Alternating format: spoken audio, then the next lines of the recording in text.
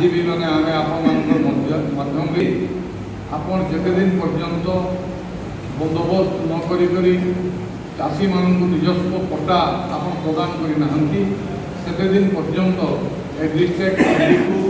आपन चाषी पंजीकरण सहित धान बिक्री सहित आप बाध्यबाधकता करूँ ना। खरीफ और रबी सीजन चाउल नहीं उठाबार टाइम जदि चाउल ना उठाबे राइस मिल मैंने धान नहीं गिन ये आगुरी आम जाचु ये आगुरी आम जाचु तो से लगी केंद्र सरकार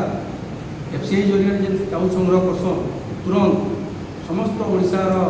कष्ट मिल चाउल जेनटा पड़ी रही है से सब चाउल उठाऊँ और नुआ धान जिते आरंभ होगा तार पूर्व जब गुदाम गृह खाली थी धान सब संग्रह कर लोकसभा आम सांसद उठे आम भितरिया कथा जेटा जानवा कि कहूँ केंद्र सरकार स्पष्ट भाव में मना कर ओडिशार चाउल आम देवु ना परिस्थिति अति संघर्ष तो जदि एत बड़ संगी परिस्थिति के लेकर